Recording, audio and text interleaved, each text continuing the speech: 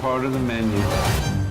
Hello, everyone, and welcome back to another Backlot Banter movie review. My name is Tucker Hazel, and of course, I am joined by my sous chefs, Tanner Dykstra and Aiden Buter, and today we're here to talk about the menu. And you respond to that by saying, "Yes, Yes, chef." chef. There you go, there you go. And I clap, and you guys just shoot straight up, and you do my bidding. And that, my friends, if you are watching this video, you should do my bidding, which is subscribe to Backlog Banter, leave a comment, join our Discord, do all those YouTube things. You've seen a YouTube video. We're not going down. Twitter might be going down, but we're still here. And we are talking about the menu, which released today. And it's got Anya Taylor-Joy, it's got Nicholas Hoult, it's got Hong Chow, it's got Ray Fiennes. And we have seen it. And I want to hand John it off. Leguizamo. Oh, and John Leguizamo. My bad, my bad. Star of Mr. Sunny Policeman, something like that. I'm going to hand it off to Abram Buter, who I did not see this movie with, to hear his thoughts about the film. Now, maybe it's because my last two visits to the theater were to watch some Cape shit, right? Mm-hmm. But I really love the menu. I thought it was excellent. I think it is beautiful. I think that it's very funny. That's ostensibly filmed and edited and scored as though it is just one of these goddamn food documentaries I watch with my parents. Mm-hmm. But I think that it is incredibly meta and also very peculiar and has some really, I think, rich thematic material to it. Some great performances. I thought the menu was excellent. Abram?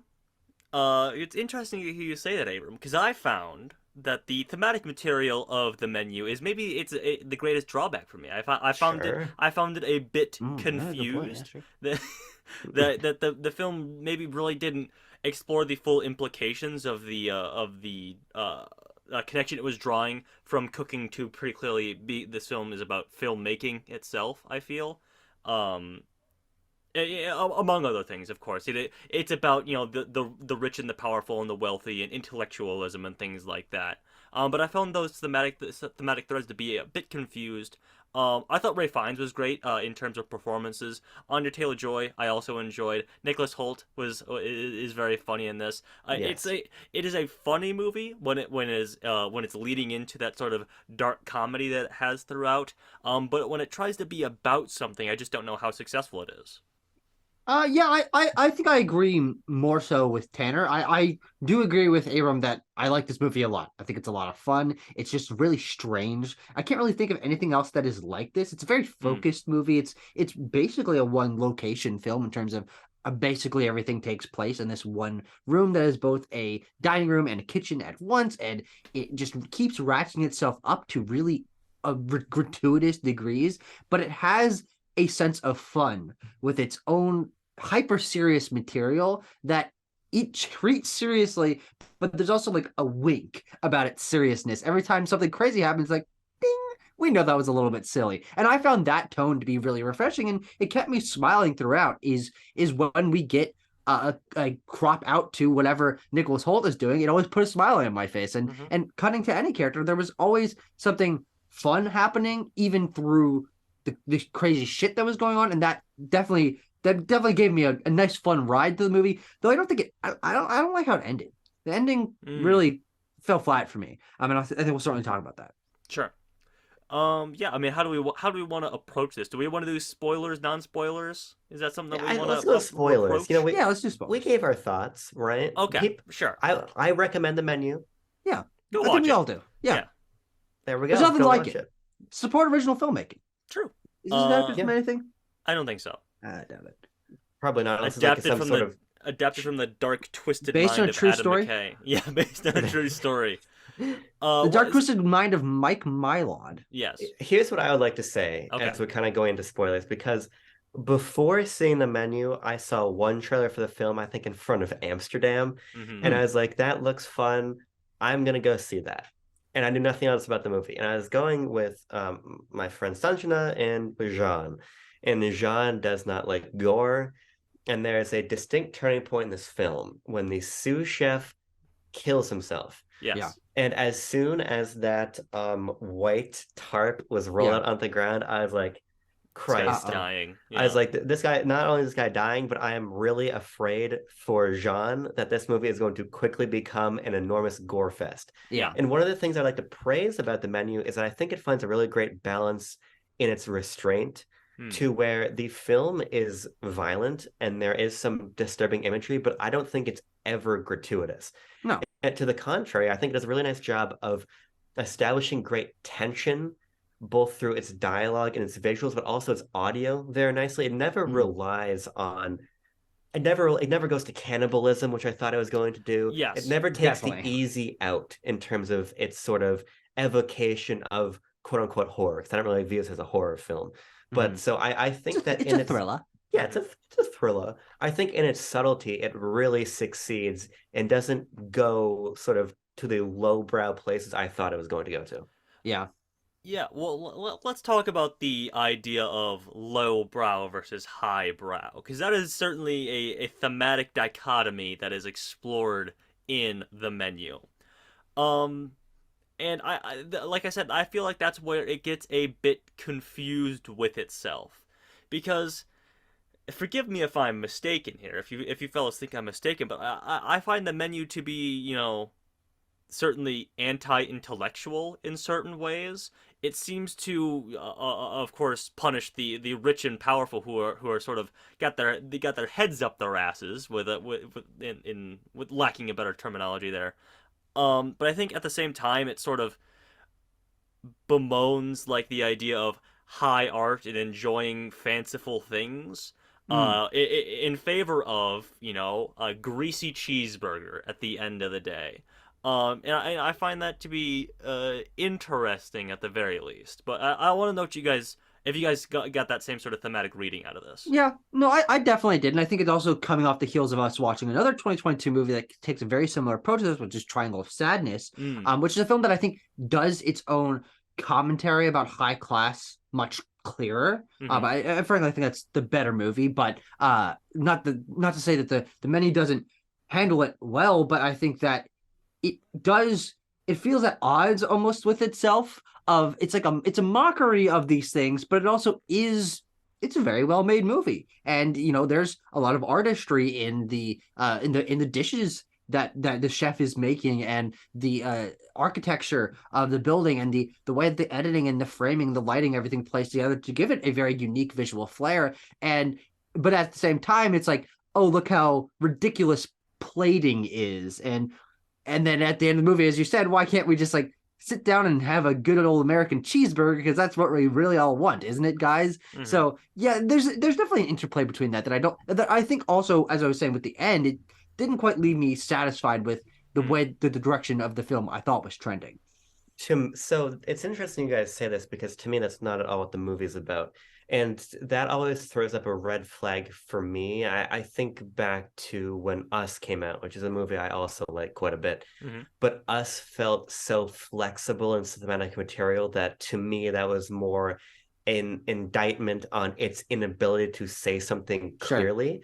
Yeah. And I think you can make a similar case for the menu, but nonetheless, for me personally, ultimately what the film is about creative exploitation. Now, maybe it's Okay. sort of my personal experience being exploited for my own creative work that Yeah. has Here Bachelor at me banter. BLB, yeah, yeah, here at BLB that has me reading that slant into the film. But when I think yeah. about the cheeseburger, to me, the cheeseburger is not about let's just enjoy something greasy. It's about reconnecting to what made Ray Fiennes' character fall in love with cooking in the Sure. first place. Yeah. Mm-hmm. Because Absolutely. ultimately, the characters of the critics whose humor basically relies entirely upon like pseudo intellectual horseshit, Yes. Mm-hmm. Yes.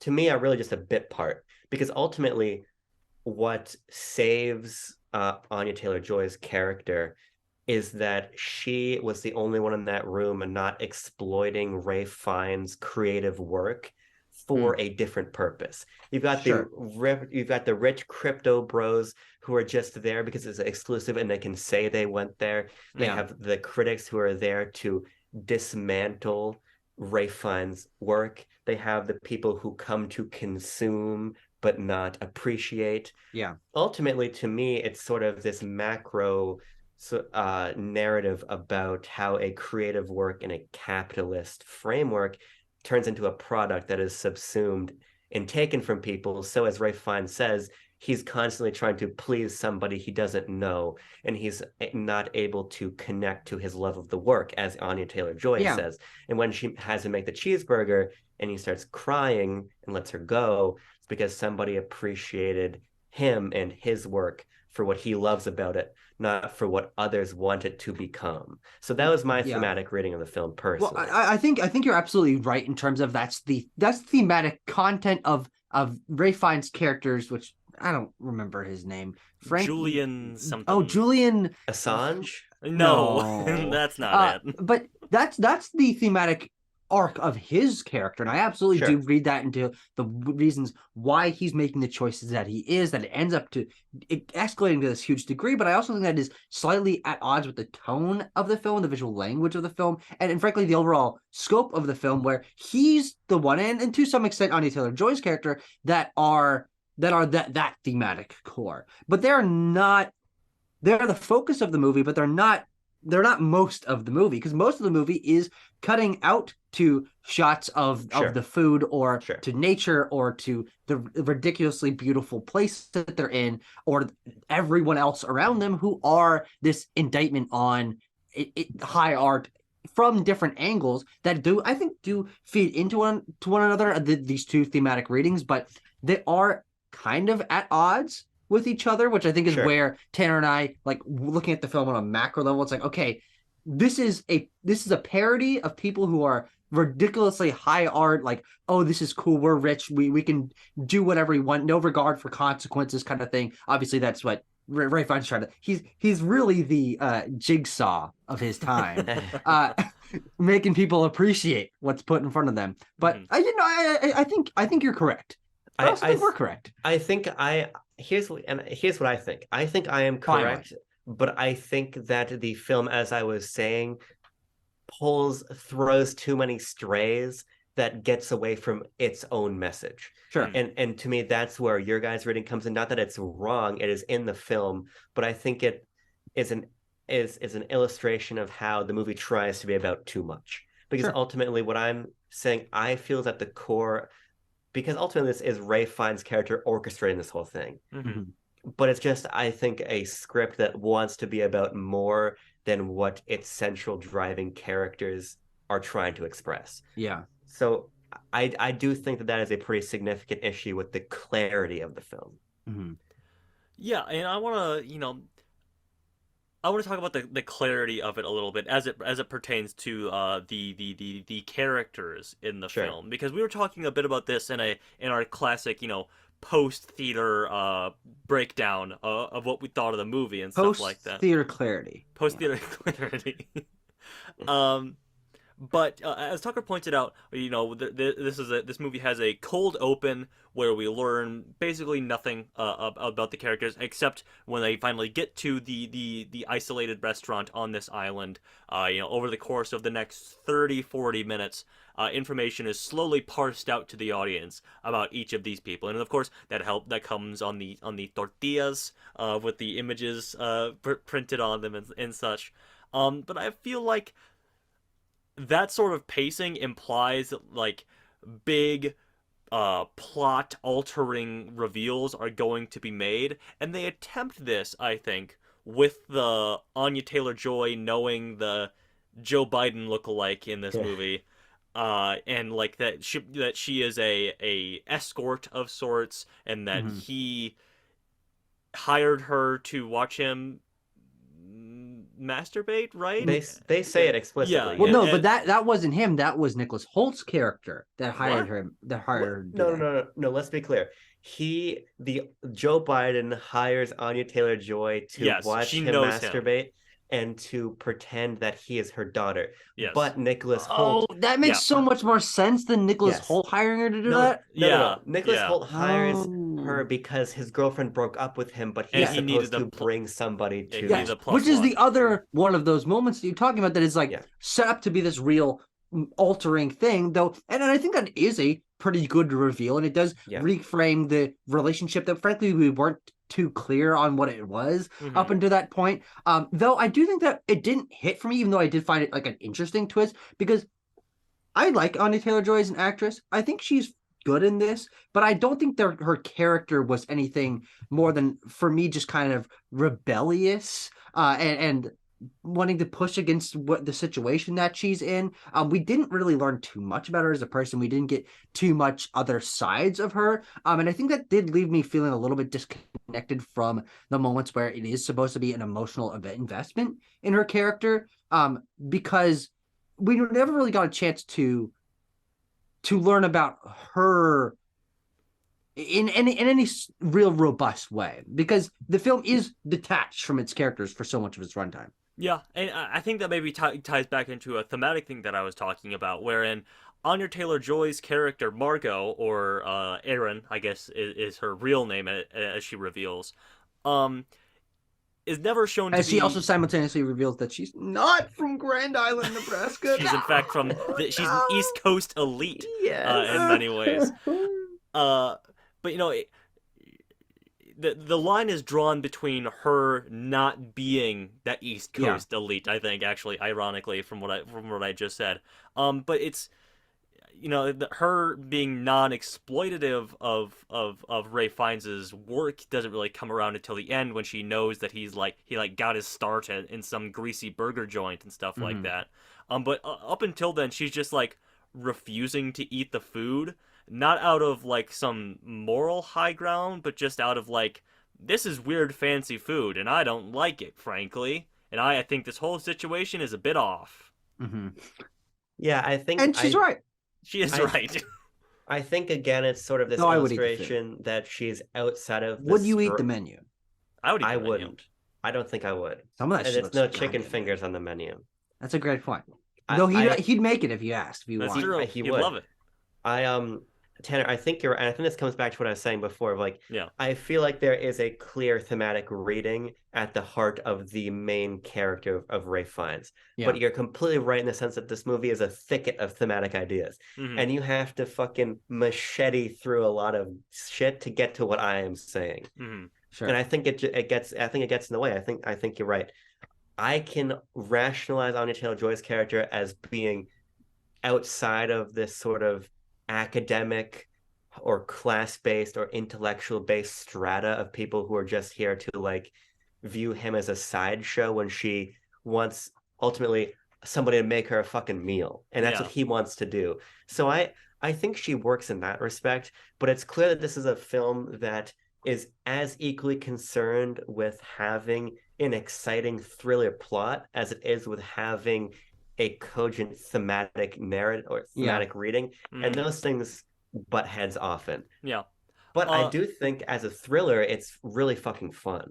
It is really fun. This movie knows how to have fun with itself, and I think that comes down to the comedic power, the darkly comedic power of the rest of the talent here. I mean, Ray Fiennes is obviously fantastic as this sort of eccentric man who has clearly gone off the rails mentally, but is still like assuming this like very nice fancy chef. But ultimately he's talking about how he had to stab his dad in the leg on Taco Tuesday in Waterloo, Iowa. Shout out Iowa. Nonetheless, it was a very memorable Taco Tuesday. Yes, and everyone's like, what? But I also want to shout out someone that I mentioned in my opening thoughts about performances here. Nicholas Hoult is a lot of fun here. You know, as this sort of like ultra super fan of Ray Fiennes' character's work, and he's always like trying to snap pictures, and he's like, I just want him to like me, and things like this, and he's tearing up at these things that Ray Fiennes' character is saying. He is really fantastic in this, I think, for the role that he is given. He needs to play. I thought he was great, and I think the moment when he's asked to cook, and we're getting Ray Fiennes like, and now we're gonna learn from the fucking master, and you're throwing the butter in the pan, like, they work really well together. And again, it goes back to something I mentioned earlier, which is this film is very meta in its sort of recreation of a lot of like tropes and dynamics from food programming. Oh, interesting. And I watch a lot of it because my family loves it. Sure. So I have seen this shit forward, backward, left, and right. And so that dynamic of him as like the Gordon Ramsay and Nicholas Hoult as like the timid whatever contestant cook is really funny. And I think it understands really nicely what it is satirizing on a like on like a genre level, not necessarily in terms of it as what is satirizing in our real world in terms of Yeah. its themes, but this sort of modes of filmmaking that Food Network traffics in and Netflix traffics in. I Yeah. think they really do a good job of parodying that stuff. Yeah, Sure. absolutely. And that is most obvious through the simple act of the editing and cinematography being really obviously mimicking the high quality let's get great pictures of the food and bring up the what the dish is and the Yes. ingredients in it, and that joke slowly builds over the course of the film as you're like, ingredients include Rip the sous chef and passenger or customers, crew, and restaurant Restaurant. for Yeah. the ingredients. Like, it does build, or and also Tyler's bullshit being the name of Yeah. one of the dishes. That joke builds, and the cutting away to like shots of nature of oh, this is a nice beach. Look at the fields and the grain and the honey and the roots of the plants that you'll be eating because they're so fresh. And those sorts of B-roll do give it a really unique tone, because these are not the sorts of imagery or editing techniques that we're used to seeing out of a major not blockbuster, but major Hollywood produced film with big name talent in it. And that unique tone is what sets this apart. I remember you said something interesting, Abram, not in this review, but before of, I know, very Finally. rare, but I'll Yeah. let it slide this once, is that you thought that it would really be cool if they had not indicated that it was going to devolve and be the thriller, and you wanted to just be a cooking trailer and then just surprise the fuck out of people in the theater. And I like that conceptually, but I really don't think it would have worked, because No. the thriller What? aspect You don't think that would work, Tucker? the thriller aspect is why this movie's tone works so well, with the synergy that it is also produced to be mimicking high production of food content. Yeah.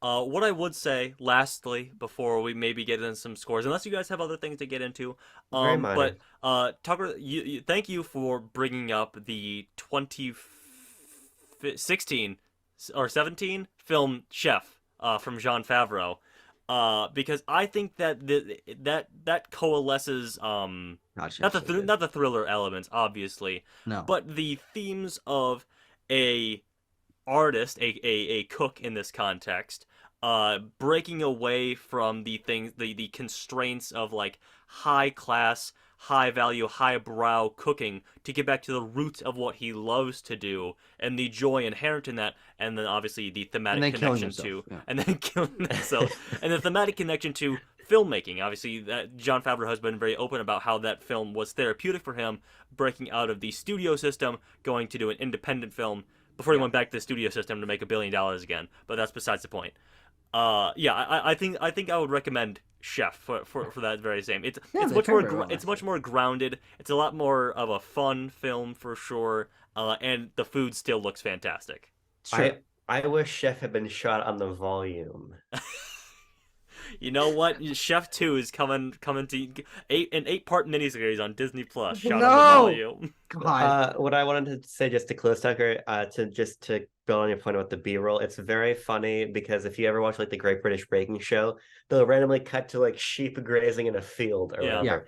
So I thought that was really well mimicked. Similarly, I think that the score of this film is quite good. Oh yeah. Insofar that it also feels very Great British Baking Show-esque. It's those parodic elements that work really well for me, and I just wanted to highlight that this is a gorgeously shot movie. I mean, Christ, some of the individual frames here are beautiful. Like the moment we see the oyster like sinking into the sand, it's just an insert shot early in the film, but that's beautiful. When we panned the overhead of these s'mores, yes, painted amazing on shot. the ground, just absolutely beautiful filmmaking.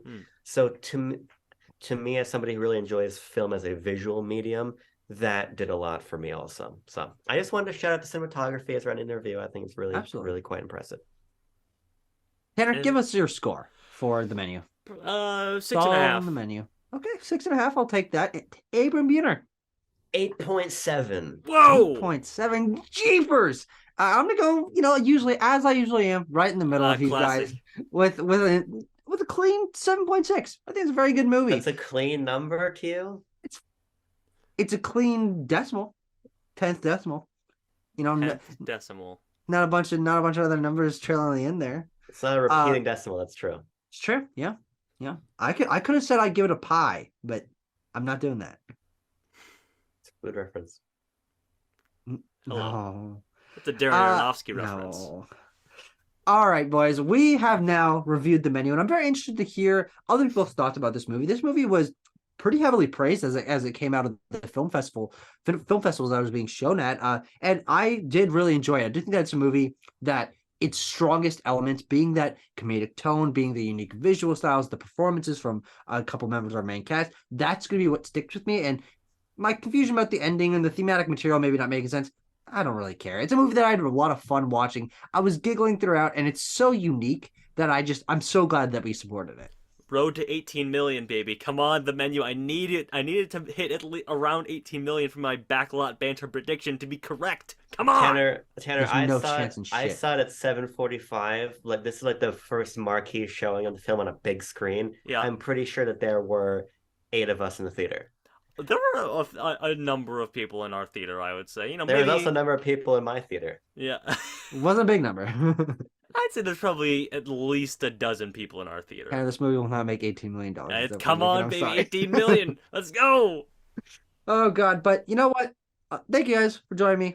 I'm glad we talked about this movie, and we will see you guys who have watched this review so diligently in another review in this feature. Bon appetit. I cried watching First Man. Because he's scared of the moon.